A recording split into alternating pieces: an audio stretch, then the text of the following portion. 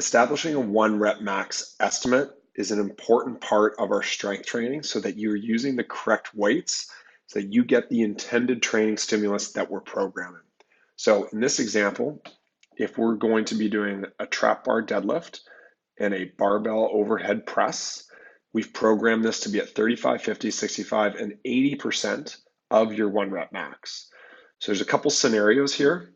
First of all, if you have never performed either of these exercises, bypass what I'm about to say.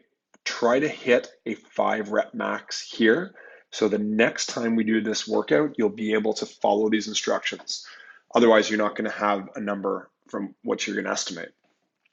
So once we figure out that we have to find the trap bar deadlift 1RM and barbell 1RM, what we need to then do, if you don't know it, because we're going for the estimate, is come out of here, go into your sidebar, and then down to your performance section and into the personal records. From the personal records, we're going to bypass the workout PRs, which is for conditioning. We're going to go into rep max PRs, which is for strength.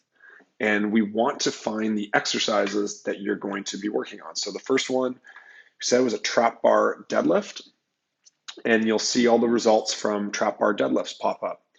Now, the number we want to pick here, and here's a good example, 425 at 5 reps and 425 at 2 reps, although is the same number, performing this 2 times is going to have a lower estimated 1 rep max, and here it's 450, than performing it 5 times, because obviously performing a weight for more reps is stronger than performing the same weight for fewer reps. So here we have an actual, or an estimated max, I should say, at 495. Don't worry about this Epley formula. As confusing as percentage training is, it's a very simple concept. Once you understand the concept, don't worry too much about the formula. So once we know that 495, which we established from our 5 rep max, okay, and in other words, I took the largest number with the greatest amount of reps. So if I didn't have 425 for 5 reps, I only had it for 2, then I would use this. But if you have the same weight, always pick the workout where you had more reps. So 495, I know is my trap bar. Now I want to go to a press. Now the barbell press, same idea here. And just so I can filter this down a little bit more, okay, I want to see what the highest amount of weight was, okay, for the barbell press, which is right here, okay. I only have 2 numbers. So at a 3 rep max, I did 135. My estimated 1 rep max is going to be 145. So once I have those 2 numbers, 495 and 145, I'm going to go back to the whiteboard. I'm going to go into the exercises, I should say the workout that we're doing here, the score.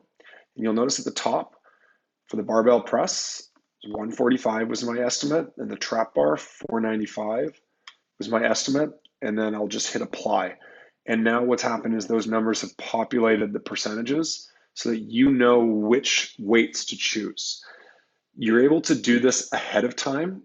So if the workout were in advance, you would see a plan your workout like this is here, okay? And when I apply this plan, when I go into the workout in the future, okay, I know, save plan, what weights I should use, and it's already loaded and set up for me to do.